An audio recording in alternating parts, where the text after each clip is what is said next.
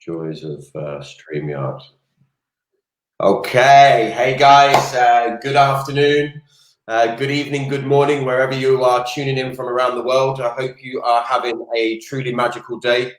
I feel really grateful today to have this guy, Ray Higdon, joining us to share some of his words of wisdom, experiences, and I guess mindset for the future as well.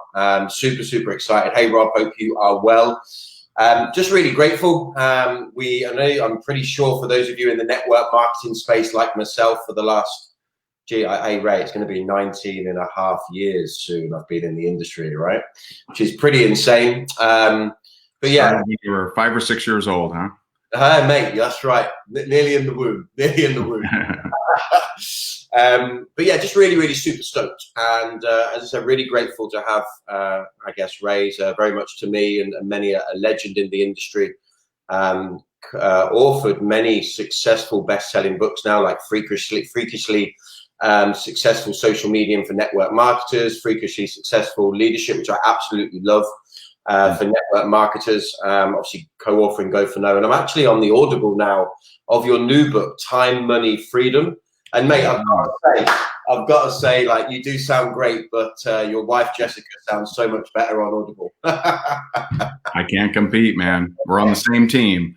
Hey, look, really grateful, and I know you recently joined us on a team event at the weekend, and the team are absolutely buzzing. Some of the leadership vibes and areas of focus, and I guess philosophies and mindsets, coupled with some ways of recruiting, has really got the team on fire. So I really feel blessed to be now sharing a conversation with you with a wider audience here on across a few social media platforms, and obviously on our podcast show, Passion to Succeed. So how are you, mate? How's things today? How's life in general? Things are good. You know, we're on the big, book tour and the big book push with our new book with Hay House. I did just get our first Amazon UK review. So I want to give a shout out to Richard Pivoy. So thank you, Richard, our first Amazon UK review. So. That's insane. That's wicked. So I think obviously you guys are based in Florida. You're just saying the family are heading off to the beach, and I know family's massive for you, and you see, you're obviously as a father figure and husband, it's obviously at the center of, I guess from the vibe I get, the center of everything you do. But I have a really serious question. The world seems to be going crazy right now, Ray. Mm-hmm. Have you guys got your Christmas decorations up already, or are you waiting to the 1st of December? So this is a inner turmoil with the family. Okay. So I would love to have the Christmas decorations up right now, but Jess drew a very strict line in the sand that until after Thanksgiving, there shan't be any Christmas decorations. And so she has won. She wins every year. And so I would have them up. I'd be candy caning it up. But she says, no way, Jose, not till after Thanksgiving. Strict rule. Hey, well, hey, the ladies of our lives, I guess they tend to win on these things, right? Correct. Yeah, it's in a civil war for me. Is a part of me that loves Christmas. I mean, today that comes out and the Christmas songs are starting to really now accelerate on the radio. But the Christmas cheer brings good family spirit and vibes to the world, I guess. So, right. So obviously for you right now, you very much, I guess, living the dreams you had. Successful entrepreneur, multiple best-selling author. Obviously, yourself and Jess leading, a real global, impactful business with rank makers. But it wasn't always this way for yourself. And I just wondered if you could give some of our followers a bit of an insight into, where it all started for you. What was a little bit about, I guess, your story and your background, and what was the trigger point, or even like the eureka moment of, maybe made you kind of think, right, enough is enough? Yeah. So, I had worked my way up in the corporate world. I worked for a county government and here in Naples, Florida, and I worked my way up to a pretty good salary. But I I just wasn't really happy there. And when I transitioned from the county to a private job, the harder I worked, the more they would pay me, but the more they would demand of me. And so I was missing family vacations. I would have to cancel stuff. I was missing, school things with my boys, and it just didn't. There was no end in sight. My boss and his boss and her boss were all making more money, but they're also more miserable. And so I decided I was going to do something about it. And, that is one of my, not the earliest, but one of my early uses of one of our 10 rules, which is called pluck the weeds. And so this was something that what would most people do if they're at a high paying salary, but they weren't happy? They would stay, right? That's what they would do. They would stay there, grumble and be miserable and wish that something was changed, but they wouldn't do anything about it. And so I decided, despite everyone, people saying I was crazy for throwing away my career, people saying, what are you going to do for benefits? I went on my own and started doing real estate. And that went really well for a few years. And then when the market changed, I tasted bitter defeat because I got completely wiped out, emptied my bank account, emptied my IRA, sold my savings bonds that my dad had given me, sold furniture, still ended up in foreclosure, also went through a divorce. And so it was just a really, really tough time. And, something I don't always share, but there was you asked for a eureka moment.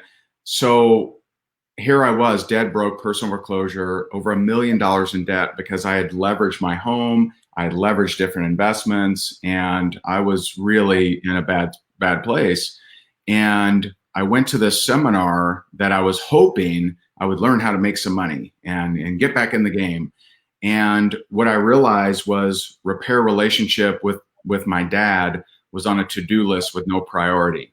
I hadn't talked to him in 13 years. He had never met my sons. At the time, they were 10 and 11 years old, I believe, or maybe 10 and 9 years old. And he had never met them. I hadn't talked to him in 13 years. And something just was like, I just thought about, what? He may pass away, and that would really wreck me if I didn't at least try to create a relationship with him. And I had every reason to not have a relationship with him because my childhood, was pretty crappy. Heavy abuse. I remember going to kindergarten with a bloody nose. I remember wearing turtlenecks in the summer because my neck was so clawed up from my stepmom, and so it wasn't great. And but the day 2 of that seminar, I reached out to him. And in July of 2009, I went up to Indiana and got to spend some time with him. And he met my sons for the first time. And I thought, and when I came home, less than a week later, I joined a network marketing company that I went on to become the #1 income earner of. And I really believe that had I not made that trip, that never would have happened. Because I believe that when you release some of your past garbage and resentment and anger and hatred, that you create a new opening, that you can fill into a new opening. And so for many years, I thought that was the eureka moment. And I've realized it actually isn't. What was the actual eureka moment? That is what kicked me into a path of success, going from 2009, I made $19,000. 2010, $350,000, and decent jump, right? But in 2010, I was up in Myrtle Beach, South Carolina, doing a training for my team, a team I had up there, and something just like spoke to me of share that story, which I'd never shared. I'd never shared that story about reconnecting with my dad. And, I'd never been vulnerable. Like I'd never shared any, story about me being non-Superman. Like I wanted to be the showman. I wanted to be perfect and amazing. And I'd never shared. I'd never been vulnerable up until that point. And so something just kind of, said, hey man, you share that story. And so I shared that story. Afterwards, the guy that invited me to speak comes walking down the aisle with tears running down his face. His name was Kenneth. And I'm like, wow, man, that hit you hard, man. Geez. And he said, I can't believe you just shared that story. I haven't talked to my dad in 17 years. And tomorrow I fly out for his funeral. Wow. And like, it just like, it hit me. And I think, my first reaction, which, I think maybe people that have been through trauma can identify with this, but my first reaction was, man, how much of a jerk am I? I should have shared it last week. So my first reaction was beat myself up. And then I took a step back and I'm like, you know what? I got to stop being the showman. I got to stop being perfect. I guess, or at least attempting to appear perfect, and stop being Superman. And I need to be more vulnerable. And, and what if I would have shared it a week earlier? He would have reached out. I guarantee you. And so I've now shared that story, I don't know, hundreds of times maybe. And I have so many emails and messages and even letters, handwritten thank you letters of people who've reconnected with their mom, their dad, their sister, their brother. I have 2 instances where someone had been, both of them happen to be dads, but someone had, not been connected with their dad, heard my story, reconnected with their dad, and shortly thereafter, the dad passed away. So literally, they had to hear my story in that window. If they didn't, they wouldn't have reconnected. And so that is actually their eureka moment, because that's what has made me so consistent. That's what makes me show up every day. I've done at least 1 video a day for over 11 years, and I'm a consistent freak of nature. But it's because of that. The feeling I got of hearing people reconnect and change the dynamics of their family, change the dynamics of their past shame and resentment and anger and hatred and guilt. That's what really has fueled me. And that's what, that's one of the reasons we're so passionate about getting our book out there. It's amazing, really, because I guess, a lot of people hide these feelings and emotions of the past, because I guess we never really truly let go of stuff like that, but we try to cover it over and almost act as if, but I guess it's what's holding a lot of people back, right? No question.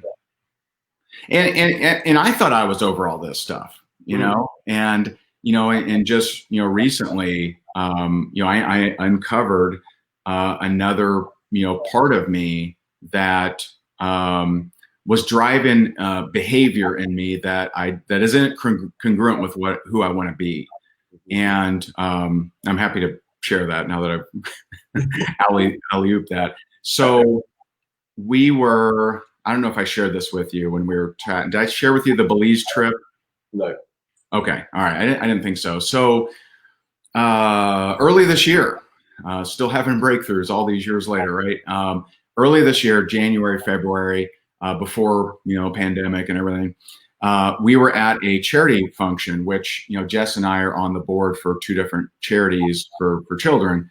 And we're at this charity auction, and they have this auction item that's a 7-day trip to Belize, private jet, private yacht, private island, private chef, 5 couples only.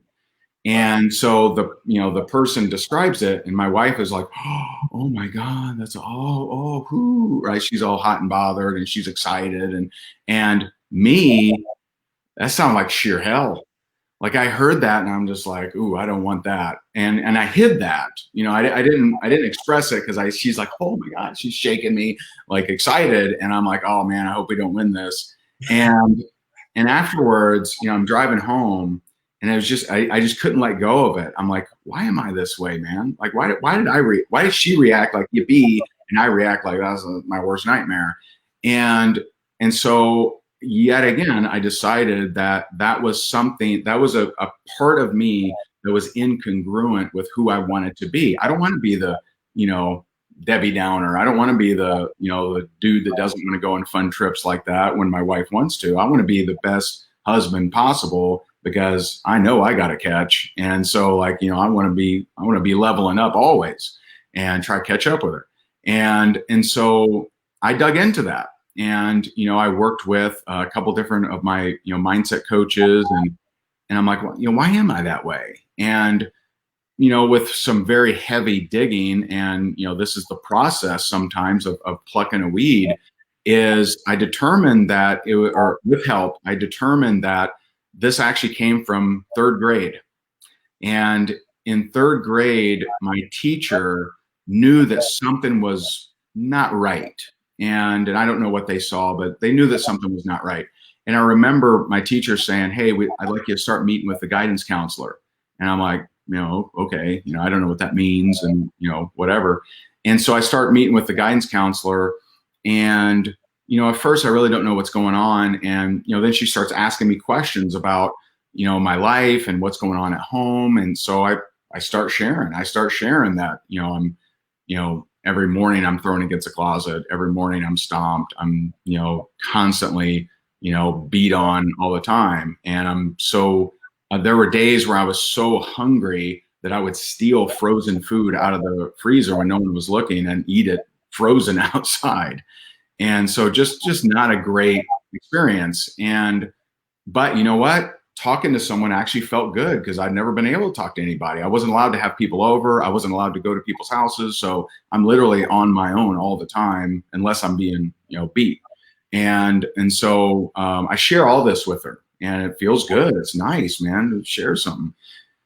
And then one day I go in for our meeting, and my dad's there and my stepmom's there, and she proceeds to tell them every single thing I've ever told her, because she thought it was so outrageous that it couldn't possibly be true, and that I just wanted attention. And so that was the day I stopped trusting anybody. And so from that day forward until this year, everyone has been at a distance with me. So I can go on a video and I can rock it out. I can go on stage, 20,000 people, no problem. Yeah. You want to have a personal connection with me, it's gonna be difficult. And so, like, people, and that the automatic, it's an automatic thing. I didn't think about it. Like, I'm not going to let people in. I just had this automatic barrier of let me not let people get close, because I don't want to be betrayed again, because that was the ultimate betrayal for a little kid.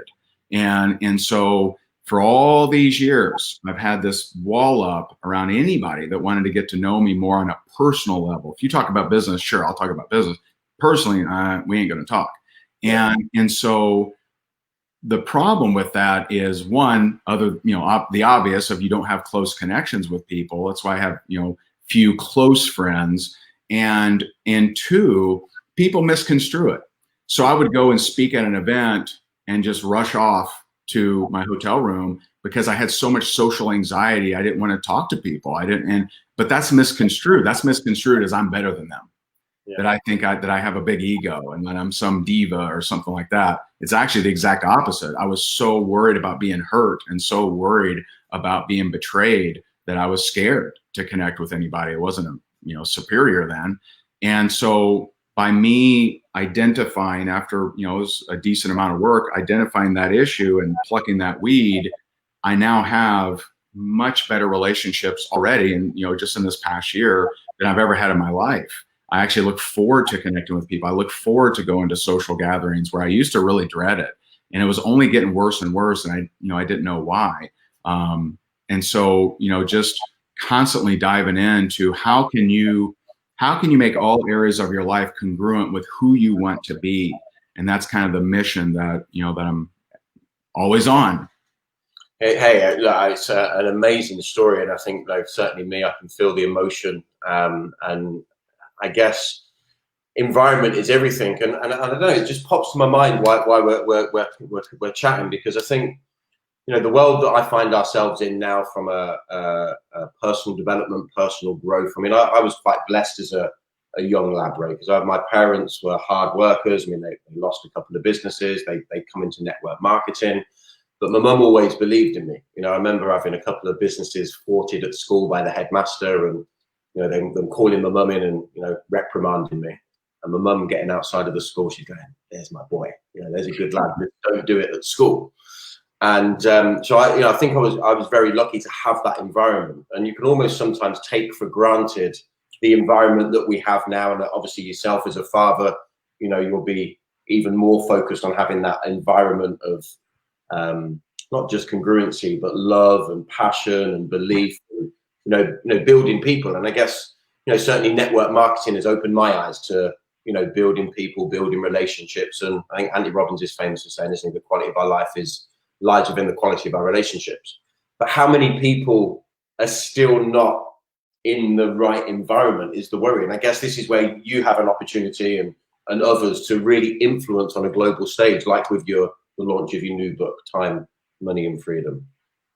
Yeah, for sure. And it's, I guess, the three things that we hope people, get from the book is, one, you can have a great life despite your past. You can have, and I share my story. My story certainly isn't, an easy story, but I've met so many people that had much tougher, past than me. When we did our reality show, Play to Win, in season 1, there was a contestant on there, Renee Adams, that had never, and I'm just so proud of her. I talk about her all the time, but she, she had never shared her story. She had never shared what she had survived.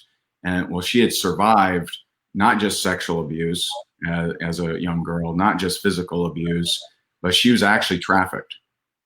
And, she comes on our show having never shared that before. And she shares her story, and we're all just like, oh my God, man. And I told her, I'm like, I know that it's tough, but you're a survivor. Man, if you just shared that story more, you could inspire a lot of people. And I give that advice to a lot of people, right? And some take it, some don't. Within 2 weeks, she was speaking at abuse centers, and she had never spoken before. She had never shared her story. She had never done public speaking. In 2 weeks, she's sharing at abuse centers what she'd overcame. 2 months ago, right about 2 months ago, she actually spoke at the 17th annual International Conference for Human Trafficking by the University of Toledo, where 19 countries tuned in to hear her story. Wow. And so that is inspiring. That is when so regardless, number one, regardless of your past, you can have a great life. Number two is what you've overcome, the obstacles you've overcome, the trauma you've overcome, the abuse that you've survived can be inspiring to other people. And some of those people, I think, especially nowadays, may be hanging on by a thread. You may be saving lives by you sharing your story. Suicide rate is way up. I know, in my home state of Indiana, during the pandemic, the suicide hotline calls went from, I think it was around 4,000 a month to 25,000 a month. And so, there are ramifications to these lockdowns, and this, it's a scary, scary thing that's going on right now. And the third thing that I hope people get out of the book is that with more money, you can do more good. And we're programmed pretty much our whole life, from the media, from politicians, from Hollywood, that, those with lots of money are evil, bad, they earned off the efforts of others, and, greedy, selfish. Well, money is just a magnifier, and it makes you more of who you are. If you're someone that likes to help, like I do, then with more money, you can do more good. We've raised $500,000 for the March of Dimes for NICUs and PICUs and premature babies. This past event a couple months ago, we raised $100,000 to help fight human trafficking. With more money, you're able to do more good. I can only volunteer so much of my time. And, I volunteer some, and that feels good to me, and I'm happy to do it. I can't volunteer an unlimited amount of time, but I can raise an unlimited amount of money. I can donate an unlimited amount of money as I make more. And so I think it's so important for that message, because so many people they're fighting this programming that making a lot of money is bad, and they don't know why their business isn't bigger. You have to take the cap off of that and say, you know what? Me making more money is a good idea, because I can build schools, I can build abuse centers, I can build water wells, I can, help, I can provide more food for the homeless or the hungry. And so those are probably the three biggest concepts we hope people get out of the book. That's beautiful. I think, this like emotional congruency is such a big thing. And I think, it's almost like, I guess a lot of people can think, Ray, look, it's just me. What influence can I have?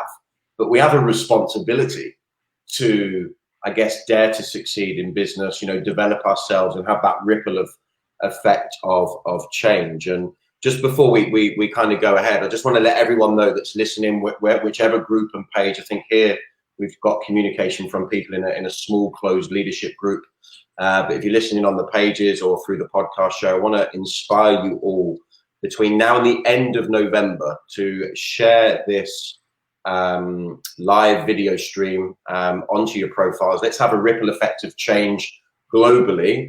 And what I'll do at the end of November, I'm going to pull out 3 winners. Everyone that shares, I'm going to pull out 3 winners and send you a copy of Ray and Jess's new book. Let's get something out there. Let's do something a little bit different and be a little bit of a ripple effect of change and make a difference to other people's, not just ourselves.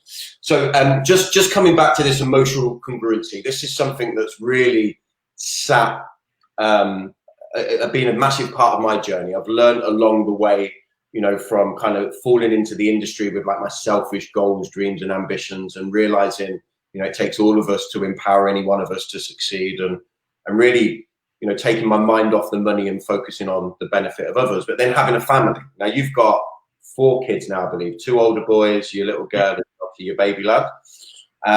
So I know, like for me, I from goals that weren't congruent, I found myself working hard, but sometimes not working hard for that goal because it wasn't congruent with my values and priorities, which, being a dad is my biggest passion. It's my biggest opportunity to influence, and you'll know and feel that. I watched a video. I think you were in a little restaurant. He was talking about why work from home, and your son was talking about a movie you were watching, and he just mentioned something to you that you're not that guy.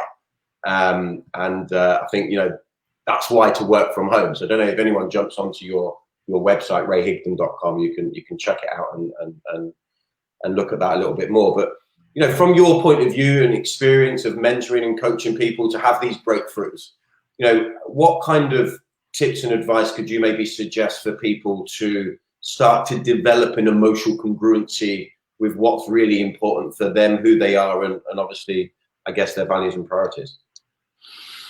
Yeah.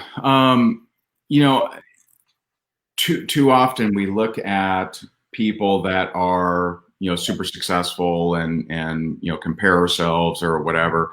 I mean, just realize, I mean, it wasn't that long ago that I'm dead broke, personal foreclosure, $1 million in debt, depressed, drinking heavily.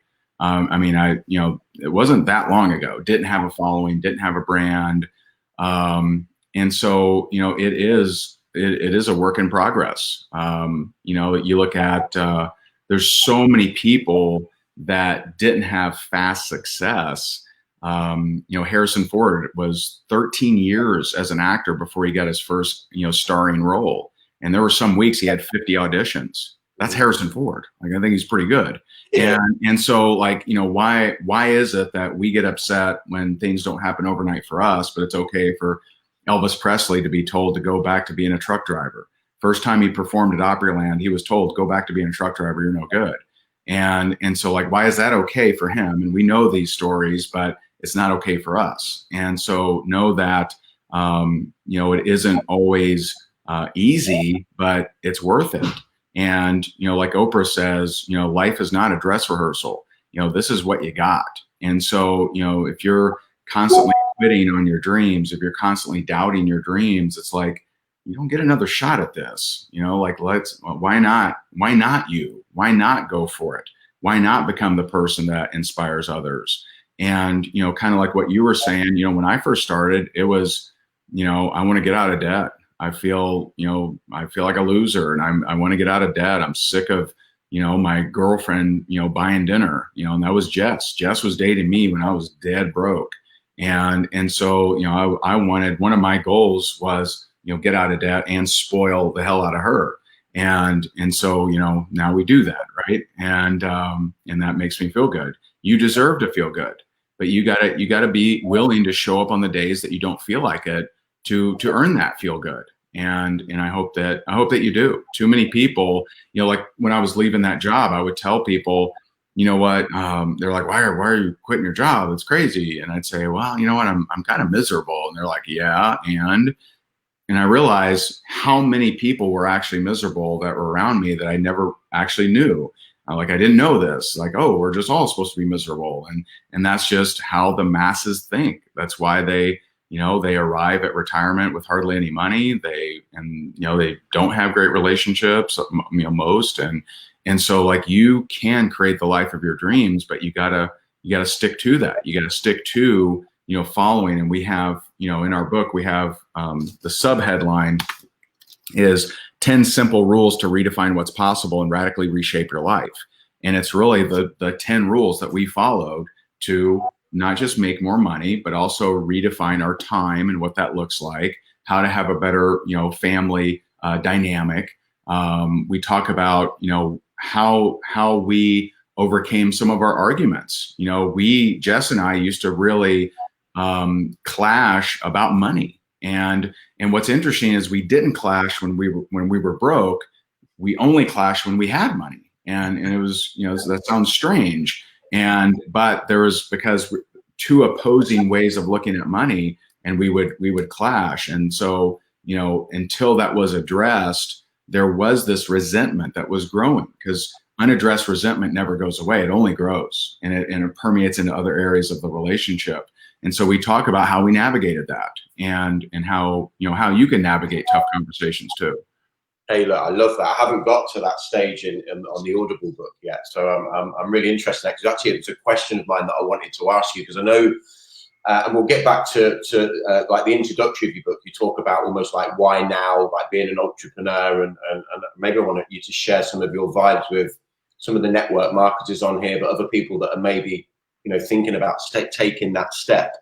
But I guess you've almost led into relationships, obviously, with Jess, and you've got to show up, dress up in your relationships in life. We get married, we make a commitment. You dress up and show up every day. And one of the things I did want to ask you, because obviously you guys are co-written this book, you're building your business side by side together, and I know that a lot of people are maybe now starting to work together for the first time, and it's going to bring its challenges. So it's really interesting that you've mentioned that. So I know obviously we get people and inspire people to go and grab a copy of the book and the Audible, but what are the obviously as you said, you've got to delve into them clashes to open them up. Is there other challenges and other ways that you found to kind of work well as a team? I'm guessing you still have the challenges, I'm sure, from day to day or occasionally. I mean, I both of us have grown to the point that we realize the way to serve each other is to more quickly bring up things that bother us.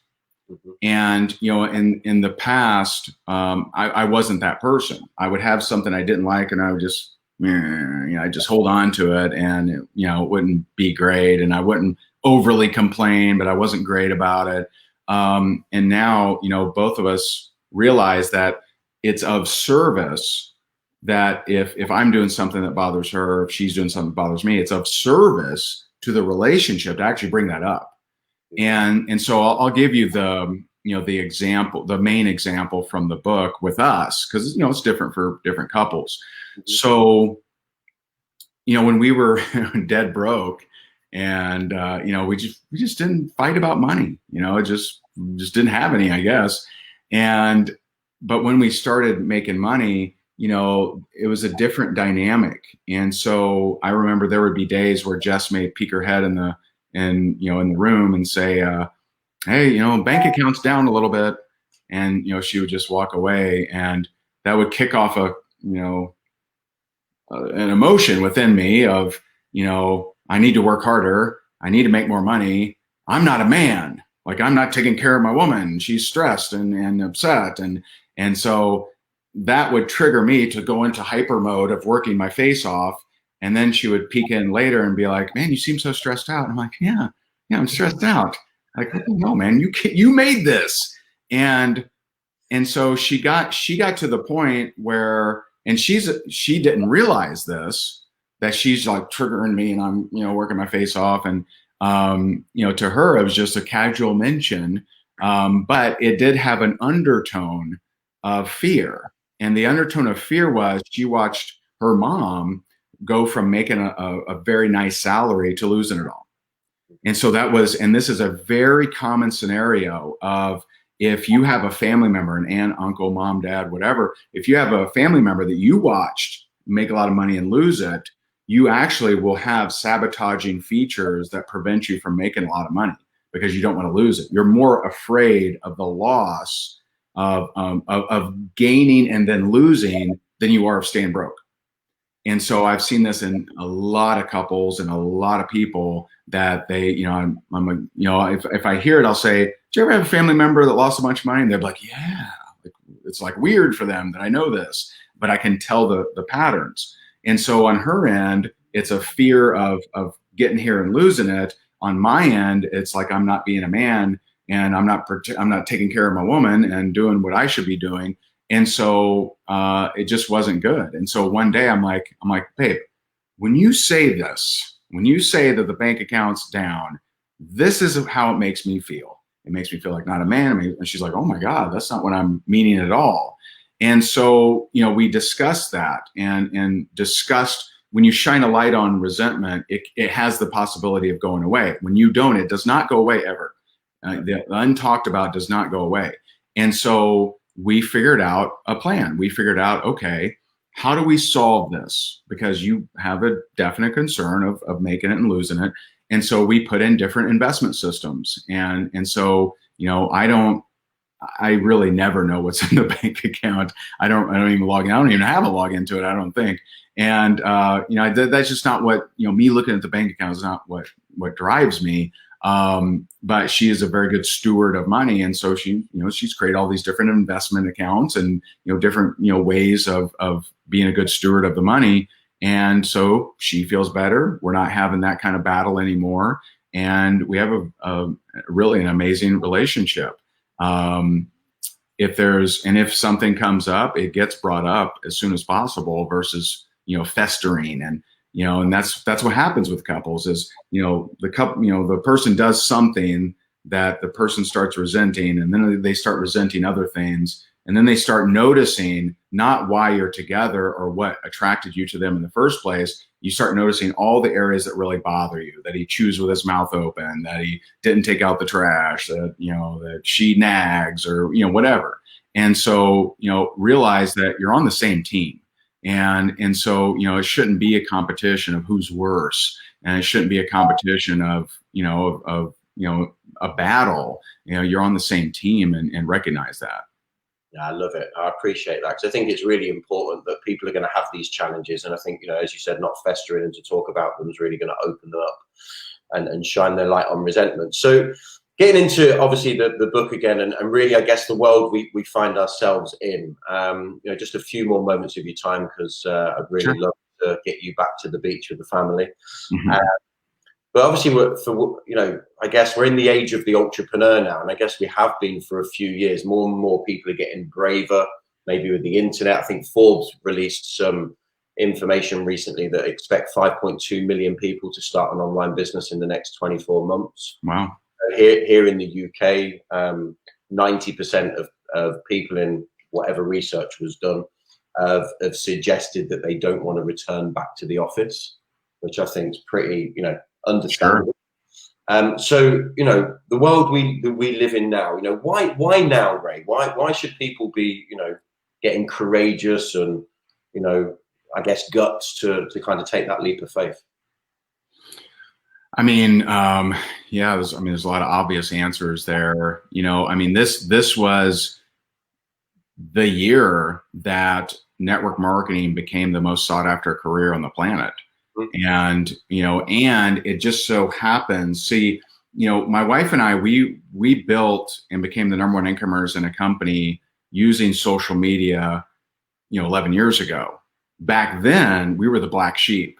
People are like, "Oh, that doesn't duplicate," or, "Oh, don't trust these online guys." I used to get bashed all the time. And so nowadays, pretty much most people build on social media, and it's not, disparaged or anything like that. And so, this whole pandemic thing happened at a time when social media acceptance level was super high. People want to work from home, don't want to go back to an office. and you have unlimited, potential inside of network marketing. So one of the things that, although we retired from actively building a team, 4 years ago to focus on coaching and training, I'll always honor network marketing. And this, like the book this is just for full disclosure, it's not a network marketing book, but it highly edifies it. There's a chapter in here, where we talk about prepare the ground. And so that's where we give you suggestions on laying out a platform so that you can make extra money online. And in it, we highly edify network marketing because I see it as the lowest risk, lowest overhead way for the average ordinary person to start a business. And so, and now it's just so obvious, right? I have, a friend that, dropped $80,000 for his brick oven for his pizza restaurant that he now can't open. And, and I know so many people that have, that are smart, that invested in themselves, that, bought into franchises that, their lives are being ruined, and, they can't, to me, if your business is what you rely on to live, then it's an essential business. And I know that that's, some people don't get that, or they think that it's insensitive or something, but if all the jobs go away, someone's got to pay for all these benefits that everyone wants. And who's going to do that? And so, it's just such a wild time. At one point there were 750,000 Uber drivers just in the United States alone. I don't know what that's dropped to, but I know it's dropped substantially. And these were people willing to get in their cars with strangers late at night, might be drunk, might be an axe murderer, who knows, for $80 to $300 a month.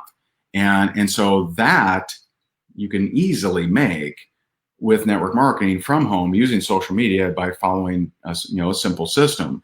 And so there's just, this is just the perfect storm for people to become more entrepreneurial. And, if you look at, 8 months ago or 7 months ago, there were a lot of people that had their careers figured out. They were working their way up the hotel. They're going to be a hotel manager and then a general manager. Well, a lot of those careers are gone now, and people don't know what to do. In fact, the job that Jess used to work at, the Naples Nordstrom, it's been here for 26 years. And Nordstrom, big name. You've heard of Nordstrom, right? So Naples, Florida, one of the most affluent areas in the country. Nordstrom, one of the biggest brands in the world, they closed their doors. They couldn't survive the pandemic, and that's where she used to work at the makeup counter, paying my utility bills. And so there's so many people that have been affected. It's just more and more people want to work from home. They want to spend more time with the family. And there's also been this raised awareness of the importance of family as loved ones have died, as people have passed away from COVID or whatever else. There's just it's just like a wild storm of working from home is more appealing than ever before. And, and here it is, social media acceptance, working from home, spending time with loved ones, all of those things are at an all-time high. Yeah, I love it. Again, obviously being involved in the industry like yourself, I think you're seeing so much confidence and growth in the business, and new people coming in and just being prepared to learn new skills. And really, because in many cases they haven't got a choice; they've got to do something different. And how we change is obviously how we succeed. So, hey, look, really, really grateful for your time. It's been an absolute pleasure again to chat with you and spend a bit of time with you, Ray. One final thing: what is your biggest passion right now? What's the mission for the Higdons? What's sitting at the heart of everything that you're doing right now? There's nothing we've ever done. And we've done some things I'm very, very proud of. I'm very proud of our Rank Makers group. In the last 2 years, we've helped network marketers bring in over 200,000 new customers, 52,000 new reps, and achieve 9,200 rank advancements. Very proud of them and very proud of that group and what we do in there. I don't think there's anything we've ever done that will impact as many people as our new book. And I really believe that, because it's not just, like you mentioned, our social media book and leadership book. Those are very, strategic for that particular, thing. And it will help. It'll help you with social media. It'll help you with leadership.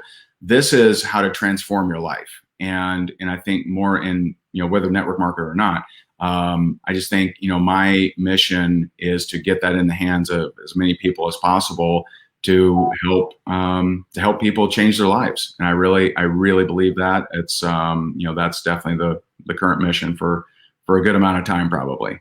I love it, mate. And as I said, I'm really enjoying the Audible, waiting for the paper book to turn up as well. I have this passion about consuming via my eyes and my ears. It seems to give it more depth. So look, much appreciated for your time. We will certainly be promoting the book here and through not just our team, but the wider impact we have across our platforms. Ray, it's been an absolute pleasure. Go and enjoy the afternoon sun with your family, and I'll look forward to speaking to you soon. Thanks again, Ray. Excellent. Thanks for having me. Yeah, pleasure, mate. Take care.